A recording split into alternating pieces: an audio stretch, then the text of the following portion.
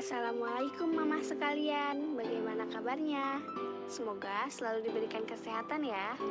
Kembali lagi bersama Imas yang kali ini akan membahas tentang kiat mendidik anak di zaman modern. Sebagaimana yang kita ketahui bersama bahwa semua orang tua memiliki harapan yang sama, yaitu kebahagiaan anak-anaknya. Baik itu ketika mereka masih bersama anak-anaknya ataupun bahkan ketika mereka sudah tidak ada di sisi anak mereka. Harapan para orang tua selalunya sama, yaitu kebahagiaan anak mereka. Berangkat dari hal ini, para orang tua mulai memikirkan apa jalan terbaik yang akan menghantarkan anak mereka pada hasil terbaik tersebut. Beberapa merasa tidak bisa melihat cara mereka dibesarkan dahulu, cara mereka dulu tumbuh, karena dinilai terlalu kolot. Mulai memasukkan anak mereka ke tempat-tempat les privat atau bimbingan belajar untuk hasil tersebut, yang mana tanpa mereka sadari ada beberapa aspek yang para orang tua sekalian lupakan. Orang tua yang menganggap cara asuh ayah ibunya dahulu terlalu kolot, tanpa mereka sadari bisa jadi hal tersebut juga terjadi pada mereka sendiri, di mana anak-anak mereka merasa bahwa orang tua mereka terlalu kolot. Dan tak bisa dipungkiri pula bahwa orang tua belum tentu tahu apa yang sebenarnya terbaik bagi anak mereka. Sehingga hal itu membuat mereka akhirnya salah memilih jalan, dan justru hal itu akan berakibat buruk bagi anak mereka sendiri. Nah, dalam video kali ini kita akan membahas kiat-kiat mendidik anak di zaman modern seperti sekarang, yang semoga saja dapat membantu para orang tua sekalian yang mungkin masih bingung dan ragu apakah cara mengasuh anak mereka saat ini sudah tepat atau belum. Dan jangan lupa like and subscribe channel ini supaya para orang tua tidak ketinggalan dengan video-video terbaru kami selanjutnya. 1. Meniru atau imitasi dari orang tua mereka. Sebelum masuk ke pembahasan pertama, mari kita sepakati bersama terlebih dahulu bahwa seorang anak tumbuh besar dengan meniru orang tua mereka. Meniru di sini tidaklah selalu berarti perilaku, melainkan bisa jadi juga meniru keseharian atau bahkan kebiasaan-kebiasaan kecil yang mendorong anak-anak tersebut untuk meniru dari orang tuanya. Ialah hubungan yang dibangun antara anak dan orang tuanya. Proses tersebut dikenal juga dengan sebutan imitasi, dan merupakan kabar baik karena ternyata imitasi atau meniru tersebut merupakan salah satu dari tahapan kemandirian. Dimulai dari mengimitasi orang tua mereka, diharapkan ke depannya mereka dapat bisa melakukan banyak hal dengan sendiri. Nah, perlu diingat bagi para orang tua sekalian bahwa anak-anak belum dapat memilih mana yang harus ditiru ataupun tidak. Hal ini dikarenakan anak yang berusia di bawah 3 tahun belumlah mengerti dengan konsep baik buruk, sehingga apa yang dia lihat akan dilakukan juga dengan tanpa niat jahat, tidak paham dengan yang dia perbuat.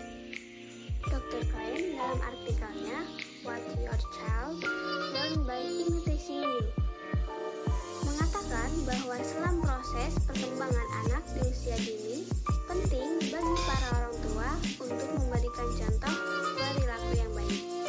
Alih-alih memberikan anak melakukan sesuatu tanpa aksi nyata, alangkah baiknya kalau orang tua sendiri yang melakukannya atau memberi contoh dengan tindakan. Bagaimana perilaku anak bergantung pada bagaimana kita memberi teladan pada mereka. 2. Kiat mendidik anak di zaman modern. Yang pertama, menjadi sahabat. Alih-alih menjadi orang tua yang konservatif, alangkah baiknya bila hubungan antara anak dan orang tuanya sebagaimana sahabat. Dengan begitu, sang anak pun akan menjadi lebih terbuka dengan orang tua mereka karena merasa nyaman untuk bercerita. 2. Hindari aturan dan utamakan pendekatan personal.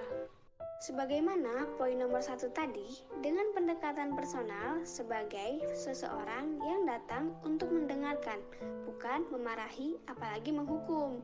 Maka, anak akan merasa lebih leluasa dalam berinteraksi dengan orang tua mereka. Sedangkan aturan berlebih pun akan terkesan seperti tali kekang bagi anak-anak.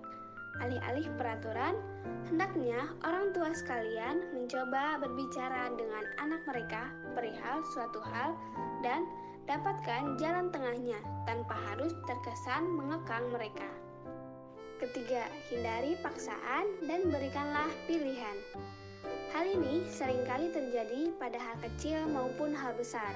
Sebagai contoh, dalam hal kecil adalah ketika sang anak sedang duduk menulis di kelasnya dengan posisi buku miring dari tubuhnya, dan orang tua mereka yang melihat hal tersebut langsung merubah posisi buku tersebut menjadi lurus lagi. Sedangkan contoh besarnya salah satunya adalah ketika anak ingin melanjutkan pendidikannya lebih lanjut di jenjang perkuliahan, maka beberapa dari orang tua mewajibkan anaknya kuliah di jurusan tertentu dengan ancaman tidak diberi uang kuliah bila tidak mengambil jurusan sebagaimana orang tua mereka inginkan.